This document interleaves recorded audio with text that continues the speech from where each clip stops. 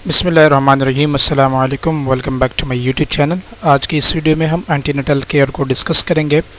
Antenatal care हमारा community health nursing का एक टॉपिक है जिसको हम स्टेप बाय स्टेप डिस्कस करेंगे। तो सबसे पहले हम एंटीनेटल केयर की डेफिनेशंस को पढ़ेंगे। जो एंटीनेटल केयर होता है बेसिकली एक हेल्थ सुपरविज़न होती है एक प्रेग्नेंट वुमेन की डिलीवरी से पहले। ठीक है, तो डिलीवरी से पहले जो तमाम केयर होती है उसे हम बेसिकली एंटीनेटल केयर कहते हैं। और केयर किसकी? प्रेग्नेंट वुमेन की बिफोर डिलीवरी। डिलीवरी से पहले उसे हम एंटीनेटल केयर कहते हैं और डिलीवरी के बाद उसे हम पोस्ट नेटल केयर कहते हैं।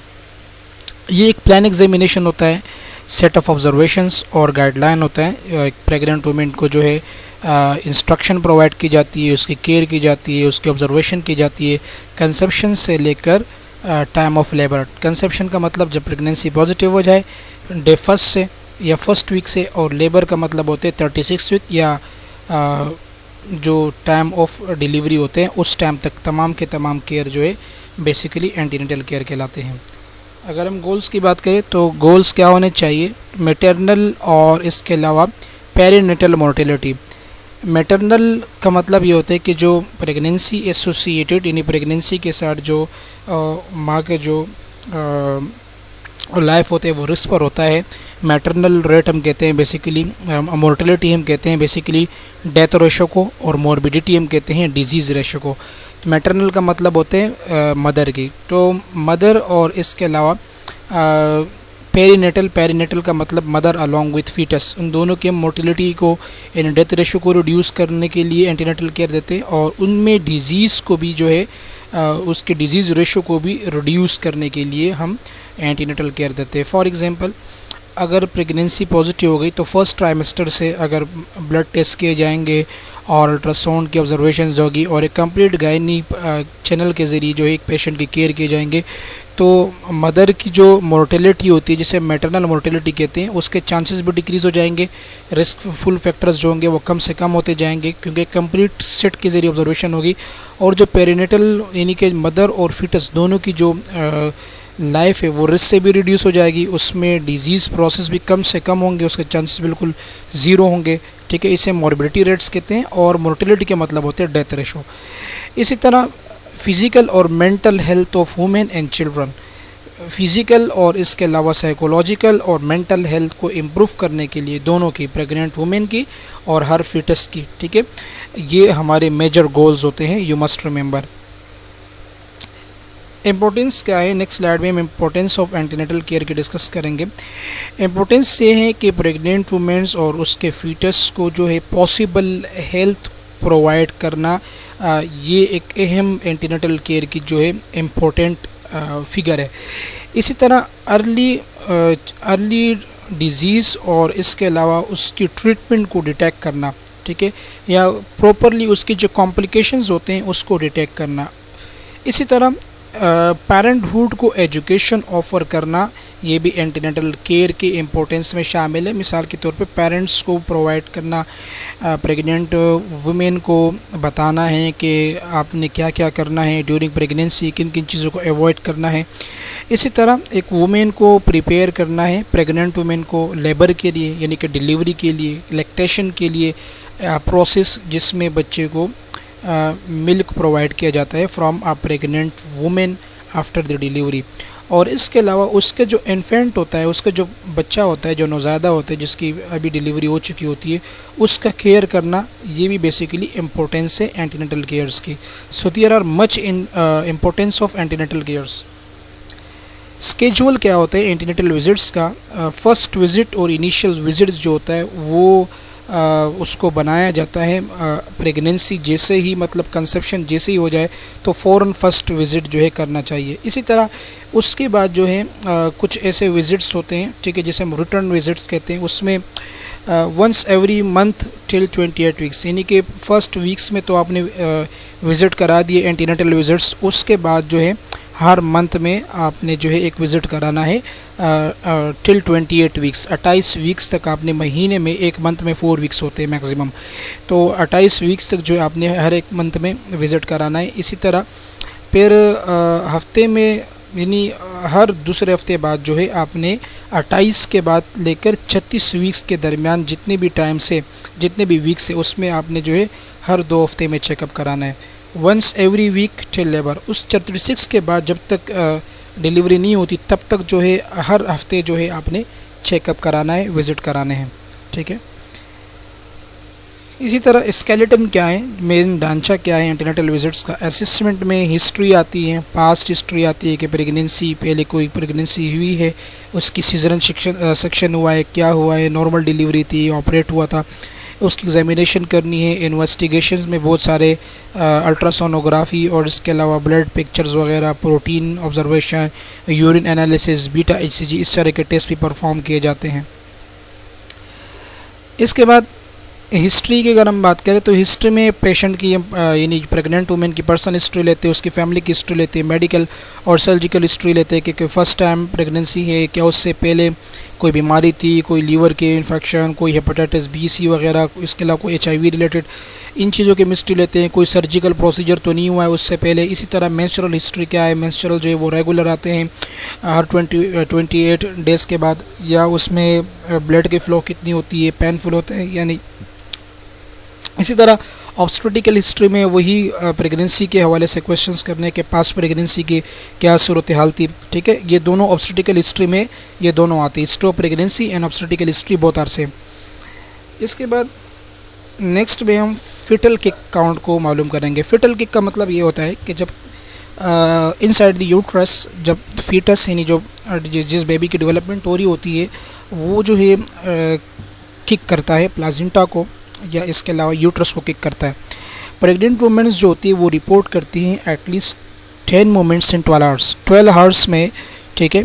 ये फर्स्ट वीक की बात नहीं हो रही, ये तकरीबन 3 मंथ्स से यानी 2 मंथ्स से लेकर लास्ट तक जो है इस तरह की रिपोर्ट्स आते हैं। और भी बहुत सारी चीज़ें होती है, लेकिन फिटल किक को जो है आसानी के साथ ऑब्जर्व किया जाता है एक प्रेग्नेंट वुमेन। तो एटलीस्ट 10 मोमेंट्स इन 12 आवर्स। इसी तरह अगर फिटल मोमेंट्स एब्सेंस हुए, ठीक है, इंट्रा यूट्राइनल फेटल डेथ को कंफर्म करते हैं, ठीक है, बाय 48 आवर्स। यानी 48 आवर्स में अगर फिटल किक काउंट यानी फिटल किक ऑब्जर्व नहीं किया प्रेग्नेंट वुमेन ने, तो इट्स मीन के फिटल मोमेंट एब्सेंस है, और दैट्स वाई जो यूट्रस के अंदर बेबी ले वो क्या है, उसकी डेथ हो चुकी है, which is called intra uterine fetal death, ठीक है, IUFD। Okay, next physical examination में height of our 150 centimetre, indication of an average size pelvis. Okay, height हम देखते हैं, फंडस को देखते हैं, और इसके अलावा सुप्रा प्यूबिस, यानी कि जो यूट्रस साइज़ होता है वो 150 सेंटीमीटर जो है उसकी हाइट होती है। इसका मतलब ये होता है कि एवरेज साइज़ की एक प्रेगनेंसी है, ठीक है। अप्रोक्सीमेटली वेट जो होता है वो गेन होता है ड्यूरिंग प्रेगनेंसी, वो 12 kg है। 2 kg जो होता है वो फर्स्ट 20 वीक्स में, और इसी तरह 10 kg जो होता है वो रिमेनिंग 20 वीक्स के अंदर जो है वेट बढ़ जाते हैं। टोटल जो है वो 12 kg जो है वेट बढ़ता है। 2 kg फर्स्ट 20 वीक्स में, और 10 रिमेनिंग जो होती है वो 20 वीक्स में। 1.5 kg पर वीक अंटिल ट्रम, यानी 1.5 kg तकरीबन हर एक ट्रम के अंदर वेट बढ़ता है। इसी हिसाब से 12 kg जाते हैं। तकरीबन 36 से लेकर 40 वीक्स तक एक प्रेगनेंसी की नॉर्मल ड्यूरेशन होती है।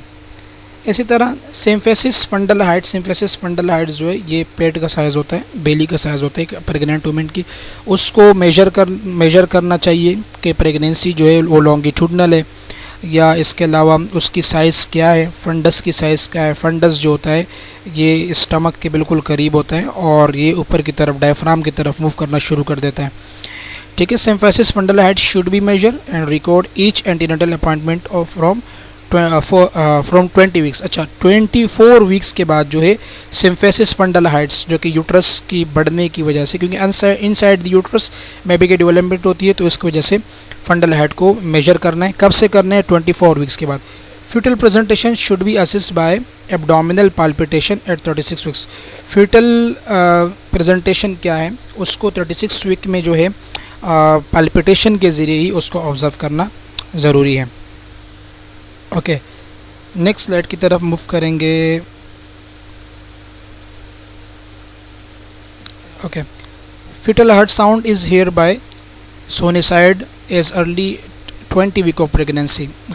सोनिसाइड ये एक डिवाइस होता है, सोनोग्राफी का एक डिवाइस होता है जिसमें 10th वीक ऑफ प्रेगनेंसी में फीटल हार्ट साउंड को मालूम करते हैं, लेकिन आजकल ये 4th वीक ऑफ गेस्टेशन में भी फीटल हार्ट साउंड जो है मालूम हो जाता है। फीटल हार्ट साउंड जो है, अच्छा, फीटल हार्ट साउंड को हम पेनार्ड्स फीटल स्टेथोस्कोप के ज़रिए भी देख सकते हैं। ये भी एक टाइप ऑफ स्टेथोस्कोप है जिसमें बेसिकली 20 वीक ऑफ प्रेगनेंसी, यानी आफ्टर 20 वीक ऑफ प्रेगनेंसी के बाद हम बेसिकली सोनेसाइड, जो कि बेसिकली एक एक्सपेंसिव प्रोसीजर है, एक्सपेंसिव सोनोग्राफी है, सोनिकेड और सोनिसाइड। तो इसके अलावा हम बेसिकली पेनार्ड्स फीटल स्टेथोस्कोप से 20 वीक ऑफ गेस्टेशन के बाद भी इस स्टेथोस्कोप के ज़रिए फीटल हार्ट साउंड को जो है मालूम कर सकते हैं। ओके, इन्वेस्टिगेशन की बात करें, क्लिनिक के अंदर यूरिन को जो है ऑब्ज़र्व करना चाहिए, कीटोन बॉडीज़ और protein. Ketone and protein bodies अगर यूरिन के अंदर एक्सक्रीट होंगे तो इसका मतलब प्रोटीयूरिया होगा और बेसिकली एक्लेम्शिया और पूरी एक्लेम्शिया के अंदर पेशेंट जा सकता है। Health teaching during first trimester में फिजियोलॉजिकल चेंजेस प्रेगनेंसी में आते हैं, उसके हवाले से पेशेंट को हमने हेल्थ टीच करना है। वेट गेन होता है ये भी बताना है, फ्रेश एयर एंड सनशाइन लेना है, रेस्ट लेना है, स्लीप वगैरह, डाइट और इसके अलावा डेली एक्टिविटीज़ रखनी है। एक्सरसाइज और रिलैक्सेशन जो है बिल्कुल मिनिमम करना है। हाइजीन का ख्याल रखना है, टीथ का ख्याल रखना है, ब्लैडर एंड बाउल हैबिट्स का ख्याल रखना है। सेक्सुअल काउंसलिंग भी की जाती है। स्मोकिंग नहीं करनी चाहिए। मेडिकेशंस जो है वो क्लोजली मॉनिटर करना चाहिए कि किस टाइप के मेडिकेशन लिए जा रहे हैं। इन्फेक्शन से बिल्कुल रिड्यूस होना है, इन्फेक्शन ख़त्म करना है। एरिडेशन हो गया, ऑक्यूपेशनल एनवायरमेंटल हैज़र्ड्स बहुत ज़्यादा सनलाइट को एक्सपोज नहीं होना है, केमिकल फैक्टर्स के सामने एक्सपोज नहीं होना है। ट्रेवल से जो है पेशेंट को रोकना है, क्योंकि अगर ट्रेवल करेगी तो एंटीनेटल विजिट जो है वो डिस्टर्ब हो सकती है। फॉलो अप पे पेशेंट को रखना है। डिस्कम्फर्ट्स, छोटे छोटे डिस्कम्फर्ट आते हैं जिसको हम फर्दर डिस्कस करेंगे, उसको ऑब्जर्व करना है। इसके अलावा पोटेंशियल कॉम्प्लिकेशंस के साइन को समझना है और इमीडिएटली जो है हमने हेल्थ केयर प्रोवाइडर को रिपोर्ट करना है। Okay, common discomfort of pregnancy, aetiology और इसके रिलीफ मेजर्स। सबसे पहले यूरिन फ्रिक्वेंसी है, रिलीफ मेजर्स। अच्छा, यूरिन फ्रिक्वेंसी क्या होता है? देखिए, प्रेग्नेंट वुमेन की जो यूरिन आउटपुट होते हैं वो इंक्रीज़ हो जाते हैं। वाई? क्वेश्चन अराइज हुआ है क्योंकि बेबी इनसाइड द यूट्रस एक बेबी होता है और उस बेबी के भी यूरिन प्रोड्यूस होता है और वो मदर के ज़रिए ही वो यूरिन आउटपुट बढ़ जाते हैं। That's why. तो यूरिन फ्रिक्वेंसी जो है बढ़ जाती है। उसको कॉप आउट करने के लिए, सूरत हाल पर काबू करने के लिए फ्लूइड इनटेक को रात के वक्त जो है बिल्कुल डिक्रीज़ करने की। अगर रात में आप मतलब फ्लूइड, ठीक है, वाटर आप इनटेक करेंगे तो अल्टीमेटली यूरिन आउटकम बढ़ जाएगा। इसी तरह फ्लूइड इनटेक को आपने सिर्फ दिन में लेना है, क्योंकि दिन में कुछ एक्टिविटी होती है, स्वेटिंग हो जाती है, तो basically in the form of excretion body के स्किन के जरिए रिमूव हो जाते हैं। Word when feel the urge, अगर बहुत ही ज़्यादा अर्जेंट हो, मतलब बर्दाश्त से बाहर हो, तो पेशाब इमीडिएटली जो है पेशाब खारिज करना ज़रूरी है, पेशाब को रोकना नहीं है। इसके बाद फटीग, ये एक मसल फटीग होता है, इसके रिलीफ मेजर, मसल्स भी इसमें थक जाते हैं, तो इसके रिलीफ मेजर जो है फ्रीक्वेंसी लेनी है, रेस्ट फ्रीक्वेंसी, और बहुत ही जल्दी सोना है और टाइम पे उठना है ताकि फटीग से कोप आउट कर सके। नेज़ल स्टिफनेस और एपिस्टेसिस। नेज़ल स्टिफनेस जो होती है, जो नेज़ल कैविटी होती है वो थोड़ी सी जाम हो जाती है, और एपिस्टेसिस का मतलब होता है नोज़ ब्लीडिंग। ये भी कॉमन जो है कुछ ऐसे प्रॉब्लम्स आते हैं, माइनर अलाइनमेंट्स ऑफ प्रेगनेंसी जो प्रेगनेंसी में आते हैं, ठीक है। एटियोलॉजी क्या है? Elevated oestrogen level. Oestrogen level जब बढ़ जाते हैं तो डेफिनेटली नेज़ल के अंदर स्टिफनेस आती है और बेसिकली एस्ट्रोजन लेवल जो है नोज़ ब्लीड भी कॉज कराती है। रिलीफ मेजर क्या है? डीकंजेस्टेंट इस्तेमाल नहीं करना है, क्योंकि ये बेसिकली इन्फेक्शन नहीं है, ये एस्ट्रोजन लेवल की वजह से। अगर आप डीकंजेस्टिंग लेंगे तो डीकंजेस्टिंग बेसिकली प्रेगनेंसी के ऊपर नेगेटिव इफेक्ट डालेगा। इसके अलावा ह्यूमिडिफायर इस्तेमाल करना है, फ्रेश एयर लेना है और नॉर्मल सलाइन ड्रॉप्स जो है नाक में डालना है ताकि जो नेज़ल स्टिफनेस है वो बेसिकली कम से कम हो। Okay, we will moving toward next slide. इसके बाद है ptyalism. Ptyalism basically excessive salivation क्यों कहते हैं? साल्वेशन जो ये जो हमारे स्लाइवरी ग्लैंड्स होते हैं, parotid gland, sublingual gland and सब मैंडिबुलर ग्लैंड्स ओरल कैविटी के अंदर, ठीक है। इससे बहुत ज़्यादा एक्सेसिव साल्वेशन होती है, ठीक है। उसकी एटियोलॉजी कॉजेज़ क्या है अननोन है, लेकिन रिलीफ मेजर क्या है, माउथ केयर को जो है बार बार आपने ख्याल रखना है। और इसके अलावा चीविंग गम जो है ये एक सेफ़ प्रोसीजर है जिसमें एक्सेसिव साल्वेशन नहीं, बबल वगैरह का इस्तेमाल करना, फ्रेश और डिंग डोंग वगैरह। इसी तरह फ्लूइड इंटेक को रात के वक्त डिक्रीज़ करना है, अगर फ्लूइड इंटेक कम होगा तो तब साल्वेशन नहीं होगी। और फ्लूइड इंटेक को सिर्फ और सिर्फ दिन के वक्त रखना ही लिमिटेड करना ज़रूरी है। नोज़े इन वोमिटिंग, मोस्ट केसेस नोज़े और वोमिटिंग जो होती है वो 16 से लेकर 20 वीक्स ऑफ द गेस्टेशन खुद ब खुद रिजोल्व हो जाती है। नोज़े और वोमिटिंग जो है ये एसोसिएटेड होते हैं एक पुअर प्रेगनेंसी आउटकम के साथ। वैसे nausea and vomiting basically beta HCG hormones के बढ़ने से भी होता है, लेकिन अगर ये कंटिन्यूस रहे तो इसका मतलब प्रेगनेंसी का आउटकम पुअर है। नॉन फार्माकोलॉजिकल में हम क्या देंगे, गिंगर देंगे, ठीक है, अदरक वगैरह, लहसुन वगैरह, P6 रेस्ट। इसके अलावा एकोप्रेशर, एकोप्रेशर्स का मतलब ये होता है कि जो रेस्ट होती है, कलाई होती है, उसके ऊपर थोड़ा सा प्रेशर करना, ये नॉन फार्माकोलॉजिकल मैनेजमेंट है। फार्माकोलॉजिकल में बेसिकली हम एंटी हिस्टामीन्स देंगे। हिस्टामीन्स हमारे सेल्स होते हैं, ठीक है, और वो सेल्स क्या करते हैं, हमारे बॉडी के अंदर ऑटो रिएक्शन डेवलप करता है, उसके ख़िलाफ़ ये जो एलर्जिक मटेरियल्स होते हैं उसके ख़िलाफ़ बढ़ जाते हैं, तो उसको सबसेट करने के लिए एंटी हिस्टामीन देते हैं। और ये भी एक साइंटिफिक फैक्ट है, एंटी हिस्टामीन से जो है नोज़िया और वोमिटिंग वगैरह जो है वो रिड्यूस हो सकती है, लेकिन मेडिसिन बिल्कुल कम दिए जाते हैं। नोज़िया एंड वोमिटिंग में रिलीफ मेजर जो है फूड और स्मेल्स, जो कि एक्सकार्बेट कंडीशन, एक्सकार्बेट का मतलब कंडीशन को जो फैलाए, जिसमें एक ऐसे खुराक जैसे कि बेसिकली जंक फूड हो गए, और इसके अलावा स्लाइसी फूड वगैरह हो गए। और इसके अलावा पेशेंट को हमने क्या करना है, प्रेग्नेंट वुमेन को क्रैकर्स देने, बिस्कुट वगैरह देने, और इसके अलावा toast before rising in morning, ठीक है, हल्की सी खुराक देनी है। स्मॉल और फ्रिक्वेंट मील्स, कम से कम और बार बार देना है, ठीक है। सडन मूवमेंट्स यानी अचानक भागना, अचानक उठना कूदना, इससे परहेज़ करना है। Get out of bed slowly, bed से बिल्कुल आराम से उतरना है, और फ्रेश एयर ब्रीथ करनी है ताकि नोज़े एंड वोमिटिंग से रिलीफ मिल सके। हार्ट बर्न की बात करें तो हार्ट बर्न बेसिकली एसिड की वजह से होता है, तो हम पेशेंट को एडवाइस करते हैं कि ईट स्मॉल और फ्रीक्वेंटली मील्स, कम से कम खाएं और बार बार खाएं। एंटासिड जो एक मेडिकेशन होता है जो एसिड को न्यूट्रलाइज करते हैं, और इसका प्रेगनेंसी के ऊपर कोई इफेक्ट नहीं होता।